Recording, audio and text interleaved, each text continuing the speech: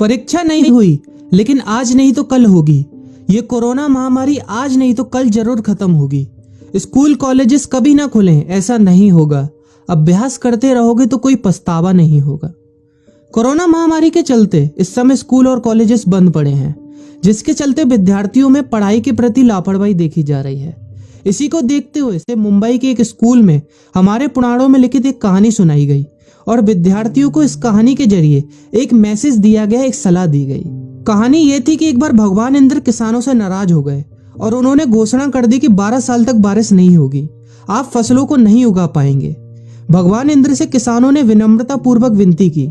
किसानों की विनती को देखते हुए इंद्र ने बड़ी चालाकी से बारिश न होने का सारा श्रेय भगवान शिव के ऊपर डाल दिया और कहा कि बारिश तभी संभव है जब भगवान शिव अपना डमरू बजाएंगे।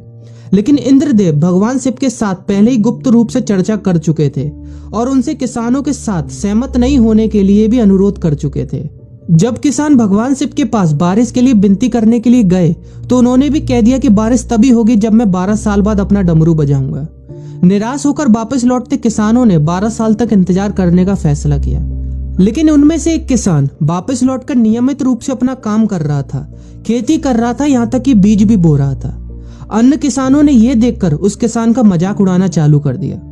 कुछ किसानों ने उससे पूछा भी कि आप अपना समय और ऊर्जा क्यों बर्बाद कर रहे हैं, जबकि आप जानते हैं कि 12 साल तक बारिश नहीं होने वाली। उस किसान ने जवाब दिया कि मुझे पता है कि बारिश के बिना मेरी फसल नहीं आएगी, लेकिन मैं ये सब केवल अभ्यास के रूप में कर रहा हूँ। 12 साल बाद मैं फसलों को उगाने और खेतों में काम करने की प्रतिक्रिया को भूल जाऊंगा। शरीर की काम करने की आदत छूट जाएगी और शरीर आलस का शिकार हो जाएगा।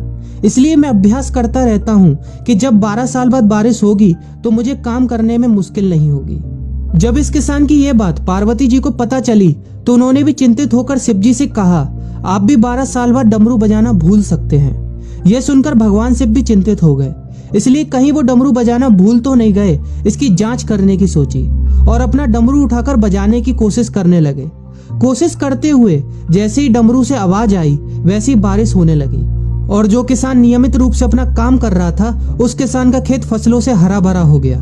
लेकिन बाकी सभी बारिश का इंतजार करते किसानों को पछतावा हुआ, क्योंकि उन्होंने अभ्यास करना भी छोड़ दिया था। इसी तरह 2 सप्ताह बाद, 2 महीने बाद या 2 साल बाद लॉकडाउन समाप्त हो जाएगा। कोरोना महामारी भी खत्म हो जाएगी। इसे घूरने या इस महामारी के खत्म होने तक का इंतजार करने से बेहतर है कि आप जिस कक्षा में हैं या जिस अगली कक्षा में जाने वाले हैं उसका अध्ययन करें। पुस्तकों का अध्ययन करके अपने कौशल को तेज करें। आपके पास जो ज्ञान है उसे और बढ़ाएं। इस समय का इस्तेमाल करें और ये सोचें कि आप और भी बेहतर कैसे कर सकते हैं, क्योंकि डमरू कभी भी बच सकता है। इसलिए अभ्यास करते रहें। अभ्यास ही गुणवत्ता का सार है। अभ्यास ही है जो आपको किसी भी क्षेत्र में पूर्ण बनाता है।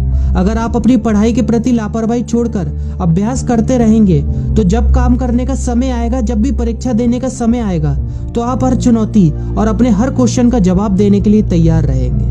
अपना ध्यान रखें और अपनों का ख्याल रखें, क्योंकि कोरोना भी गया नहीं है। घर पर ही रहने की कोशिश करें ताकि आप भी और अन्य भी सुरक्षित रहें और नियमित रूप से अभ्यास करते रहें, क्योंकि डमरू कभी भी बच सकता है। वीडियो अच्छी लगी हो तो वीडियो को लाइक और अपने फ्रेंड्स के साथ शेयर करना मत भूलिएगा। और अगर आप एक पेरेंट हैं तो आप भी अपने बच्चों के साथ